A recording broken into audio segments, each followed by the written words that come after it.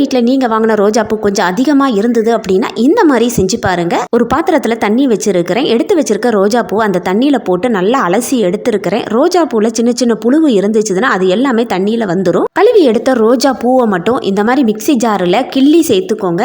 இது கூட கொஞ்சமாக தண்ணி சேர்த்துக்கோங்க. ரொம்ப சேர்க்கக்கூடாது. 1 ஸ்பூன் அளவுக்கு மட்டும்தான் சேர்க்கணும். இப்போ இதை நல்லா நைஸாக அரைச்சி எடுத்துகிட்டு வந்துக்கலாம். இந்த அளவுக்கு அரைச்சி எடுத்துகிட்டு வந்துட்டேன். ஒரு வடிகட்டி வச்சு இன்னொரு பாத்திரத்தில் வடிகட்டி எடுத்துக்கலாம். இந்த அளவுக்கு ரோஜாப்பூ சாறு கிடச்சிருக்குது.